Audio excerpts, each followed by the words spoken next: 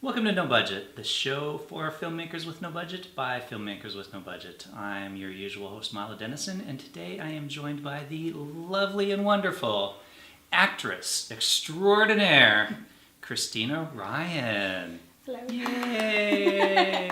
If we had an audience, they'd be applauding. Yeah, I'm sure they would.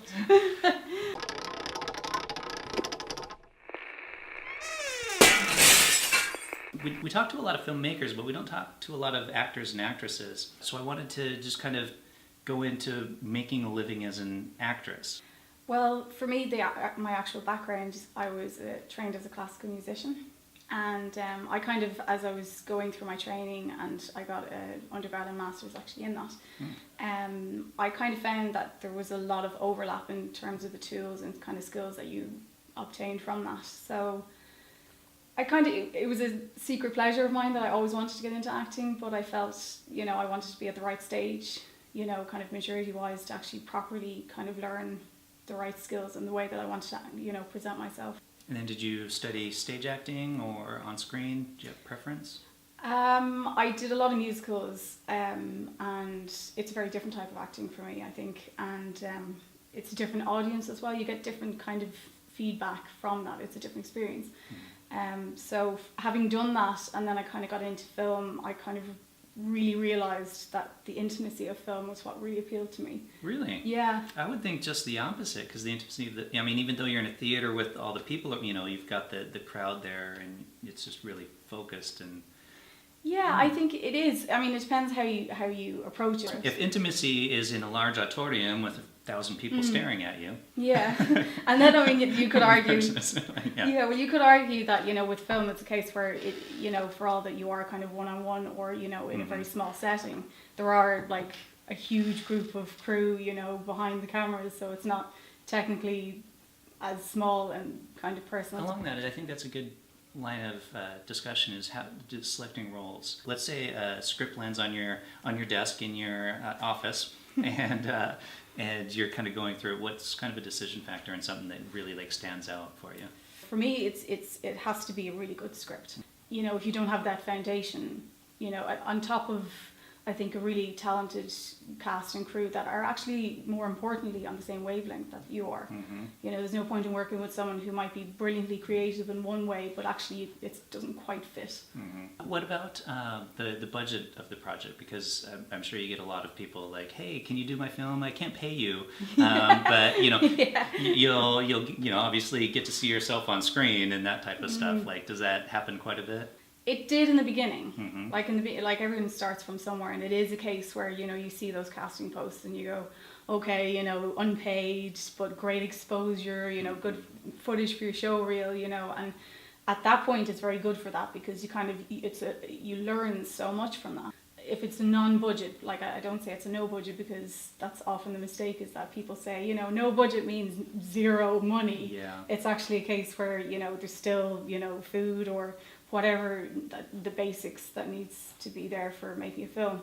I think it's an incentive in a way when money is taken out of the equation, that people are more inclined to put the effort in, or they're doing it because they're doing it for the right reasons, because it's passionate, because they're working with what they have, or what so they can pull so many favors, or whereas sometimes I think with money it can be a case where, well, we're paying you, so you do what you're told. Oh, makes sense, yeah. So it depends. That's not to say I haven't worked on some amazingly great budgets which have been the same, but I have definitely found that working with people. Yeah, and it's nice too, because you do, like you mentioned, when you're starting off, you do a lot of that type of work, but it also helps create those connections, and then people can be like, oh yeah, we worked with Christine in the past, she's great, so let's bring her in on this project, and now maybe we can give her a little cash for it, or you get kind of recommendations and referrals and stuff like that. Well, definitely, I think so. And I also, as you did point out, that it is a case where when you're starting off, a lot of other people are starting off too. Mm-hmm. So it's a case where you don't know where they're going to go or what direction they're going to take. Yeah. And it's often been a case where I've worked with people, and like that, they've done really well and gotten very successful in their field. For directors or writers, whatever, they kind of build a team and go, right, well, I work well with this person, so I'm going to hang on to this person, and What about so let's say you're working on a smaller project, do you find that you occasionally have to kind of step up and fill other roles I know, like, directing and stuff, that you're also the producer, or like sometimes as an actress, you sort of have to step up and do other things. Yes. I can tell by the way you chuckled. Is there a story behind this, or? It's not there's a story, it's a long line of stories. Okay. But, it's funny, it is one of those things. And I think, in this day and age, it's not just a case of being an actor. Mm-hmm. But it kind of, I think for me, I actually really enjoy that, and I think being able to, within reason, having to kind of step up and do different aspects of other things that maybe they wouldn't have the budget to hire people to do. It gives you better insight into the film, and I think it's an experience in itself that you kind of go away from it and you go, wow, okay, I know, how that works, or that section. So then when you're going on to another film, where it might be a bigger budget, where people are actually doing what they need to do, you're more appreciative of that. You kind of go, wow, okay, that person, I know what that person does, and I get where that fits in, and when they start using this lingo that they have specific to the roles, you kind of go, yeah, I get that. But it's probably nice too, because you're right. You're probably more sympathetic and aware of like what other people are doing, so you don't end up being that asshole actor that walks on set and is like, get my coffee and you get out of my way kind of thing, because you realize what they have to do on any given day and stuff. So that's absolutely nice. Yeah. Do you find with as a woman, like going in for auditions, that maybe like the producer or directors are like, oh, you need to lose 20 pounds, or like that kind of stuff? Or have you ever really experienced any of that? I have.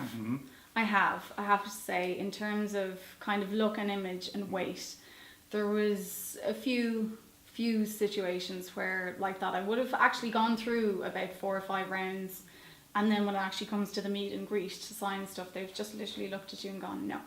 You're too so fat. you go through all that work and then they're like, no. Yeah. And it's really annoying, because like that you go, well, we did Skype interviews, we did, the auditions, you saw my self-tape, you've seen how I look on camera. How am I that different in person? But then, at the end of the day, like they're the ones that want to make the movie, and if they feel that you're not right for it. But I think you're right for a part, or you're not. Yeah. And a lot of times I think going into an audition, you get, particularly if it's a script or a character that you like, you get really attached to it and you go, I really have to do this, I have to, I can see myself in this role. You start creating that backstory, only to be told, or to get that email, or sometimes not even get that email. You just never hear back. You never hear back, and then you go, oh, I didn't get it. But there definitely have been situations where someone has done that, and it is hurtful. But I think I would like to say that I've gotten to the point where I'm like, it's not personal. Yeah. I'm just not right for this, and I'm not going to change how I am. I'm happy with how I look, and I think it's more important that I do it for my reasons as opposed to someone else, because it could be a case where you lose the weight and then you go for another one, like, no, sorry, you're too skinny. Oh gee, yeah. You know what I mean? So it's you have to figure out what works for you as an actor, and what kind of personality you want to come across. Like for me, and it is feeding into that whole idea that I would like to say that I'm very strong, so particularly being a woman in this industry. I saw you lift up a sofa that one time with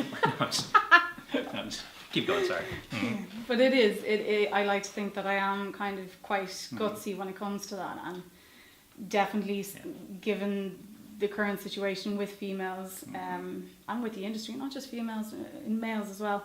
I think there is that pressure, and I think unfortunately a lot of people, and particularly people starting out, aren't always that brave or courageous. Okay, so to get to a little bit more of a serious subject, so we talk about like when somebody's just kind of being a little flirty versus being sexually aggressive, and with all the news going on lately, do you have an opinion on the subject?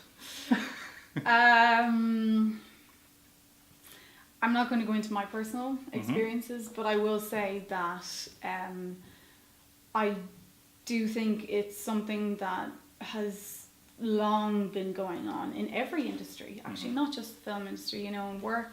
It's disgusting and it's sickening that it has been going on for so long, and there have been people who have actually been saying this and screaming at people to go, please listen to what has happened, listen to my story, and their voices and their reputation have been silenced. And gone, we're not ready to deal with that. I think definitely given the scenario as of late, it is amazing that people turn around and they do the whole kind of surprised factor. And they kind of go, oh my God, that's so terrible. And yet, everyone knew. Oh yeah. Everyone knew. Yeah. It's one of those kind of, the elephant in the room, and we're just going to ignore it, or we're not ready to throw the first rock, because once you do that and you look at this now, you've got a ripple effect. Sometimes, because I don't think it's just one person involved in this.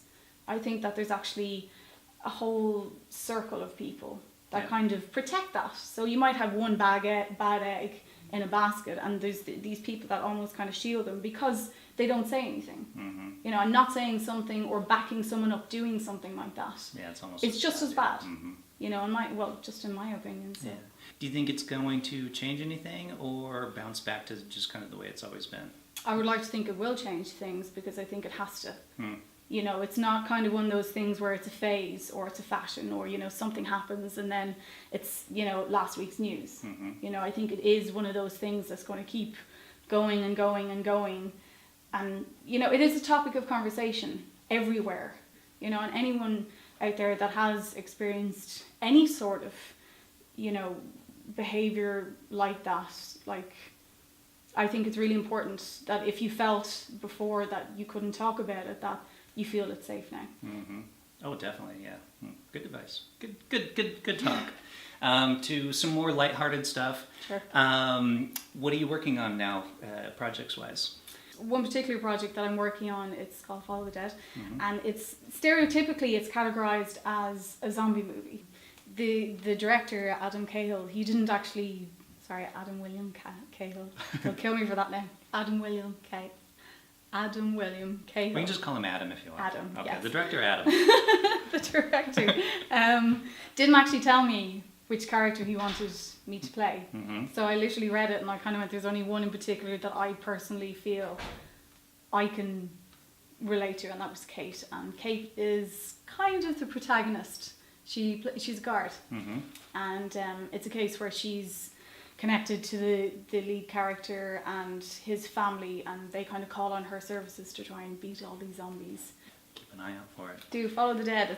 It's going to be big. Follow the Dead. Yeah. Where can people find you if they want to track you down, or your agency? Or Facebook, Facebook? Cristina Ryan, or Twitter, Instagram, Cristina Ryan. Okay. Yeah.